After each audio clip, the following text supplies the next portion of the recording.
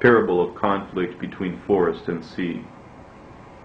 He answered me and said, I went into a forest of trees of the plain, and they made a plan and said, Come, let us go and make war against the sea, that it may recede before us, that we may make for ourselves more forests. And in like manner the waves of the sea also made a plan and said, Come, let us go up and subdue the forest of the plain, so that there also we may gain more territory for ourselves. But the plan of the forest was in vain, for the fire came and consumed it.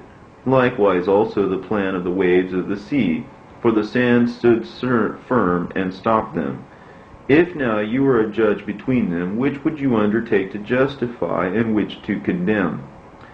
I answered and said, Each has made a foolish plan, for the land is assigned to the forest, and the sea is assigned to a place to carry its waves. He answered me and said, You have judged rightly, then why have you not judged so in your own case? For as the land is assigned to the forest, and the sea to its waves, so also those who dwell upon the earth can understand only what is on the earth, and he who is above the heavens can understand what is above the height of the heavens. Why Israel has become a reproach. Then I answered and said, I beseech you, my Lord, why have I been endowed with the power of understanding? For I did not wish to inquire about the ways above, but about those things which we daily experience. Why Israel has been given over to the Gentiles as a reproach. Why the people whom you loved has been given to godless tribes. Why the law of our fathers has been made of no effect, and the written covenants no longer exist, and why we pass from the world like locusts, and our life is like a mist. Are we not worthy to obtain mercy? But what will we do for his name, by which we are called? It is about these things that I have asked, the near approach of the end of the age. He answered me and said, If you are alive, and you will see, and if you live long, you will often marvel, because the age is hastening swiftly to its end. For it will not be able to bring the things that have been promised to the righteous in their appointed times, because this age is full of sadness and infirmities. For the evil about which you ask me has been sown, but the harvest of it has not yet come. If therefore that which has been sown is not reaped, and the place where the evil has been sown does not pass away, the field where the good has been sown will not come. For a grain of evil seed was sown in Adam's heart from the beginning, and how much ungodliness it has produced until now, and will produce until the time of threshing comes. Consider now for yourself how much the fruit of ungodliness a grain of evil seed has produced. When heads of grain without number are sown, how great a threshing floor they will fill. When will the new age come? Then I answered and said, How long and when will these things be? Why are our years few and evil? He answered me and said, You do not hasten faster than the Most High, for your haste is for yourself, but the Highest hastens on behalf of many. Did not the souls of the righteous in their chambers ask about these matters, saying, How long are we to remain here? And when will come the harvest of our reward? And Jeremiel, the archangel, answered them and said, When the number of those like yourselves is completed, for he has weighed the age in the balance, and measured the times by measure, and numbered the times by number, and he will not move or arouse them until that measure is fulfilled.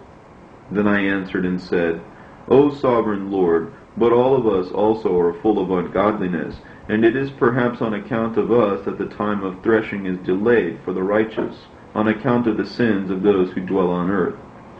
He answered me and said, Go, and ask a woman who is with child if, when her 9 months have been completed, her womb can keep the child within her any longer. No, my Lord, I said, it cannot. He said to me, In Hades the chambers of the souls are like the womb. For just as a woman who is in travail makes haste to escape the pangs of birth, so also do these places hasten to give back those things which were committed to them from the beginning. Then the things that you desire to see will be disclosed to you. How much time remains? I answered and said, If I have found favor in your sight, and if it is possible, and if I am worthy, show me this also, whether more time is to come than has passed, or whether for us the greater part is gone by. For I know what has gone by, but I do not know what is to come. He said to me, Stand at my right side, and I will show you the interpretation of a parable. So I stood and looked, and behold, a flaming furnace passed before me. And when the flame had gone by, I looked, and behold, the smoke remained. And after this a cloud full of water passed before me, and poured down a heavy and violent rain. And when the rainstorm had passed, drops remained in the cloud. And he said to me, Consider it for yourself. For as the rain is more than the drops, and the fire is greater than the smoke, so the quantity that has passed was far greater, but drops and smoke remained. Then I prayed and said, Do you think I shall live until those days, or who will be alive in those days? He answered me and said, Concerning the signs about which you asked me, I can tell you in part, but I was not sent to tell you concerning your life, for I do not know. Signs of the approaching end of the age.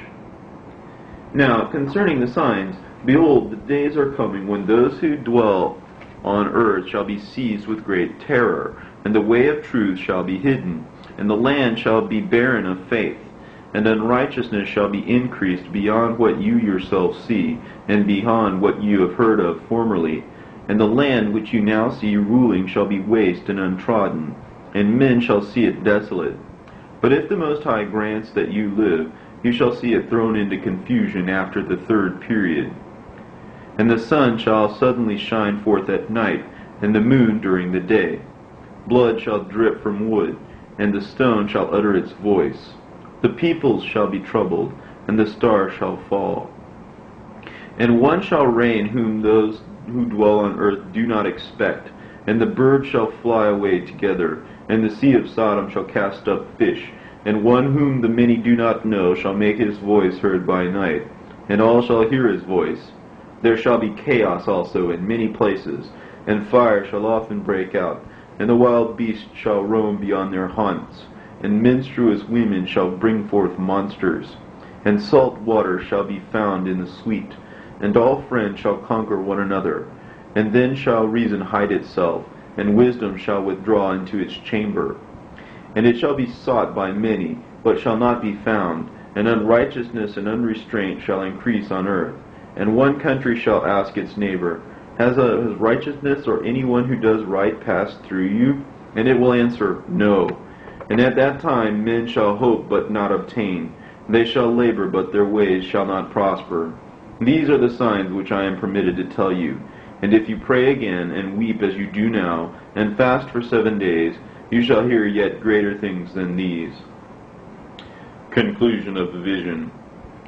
Then I awoke, and my body shuddered violently, and my soul was so troubled that it fainted. But the angel who had come and talked with me held me and strengthened me and set me on my feet. Now on the second night, Phaltiel, a chief of the people, came to me and said, Where have you been? And why is your face sad? Or do you not know now that Israel has been entrusted to you in the land of their exile? Rise therefore and eat some bread, so that you may not forsake us, like a shepherd who leaves his flock in the power of savage wolves. Then I said to him, Depart from me, and do not come near me for 7 days, and then you may come to me. He heard what I said and left me. So I fasted 7 days, mourning and weeping, as Uriel the angel had commanded me. The second vision. Ezra reiterates his complaints of divine iniquity. And after 7 days the thoughts of my heart were very grievous to me again. Then my soul recovered the spirit of understanding, and I began once more to speak words in the presence of the Most High. And I said, O sovereign Lord, from every forest of the earth and from all its trees you have chosen one vine, and from all the lands of the world you have chosen for yourself one region, and from all the flowers of the world you have chosen for yourself one lily, and from all the depths of the sea you have filled yourself one river.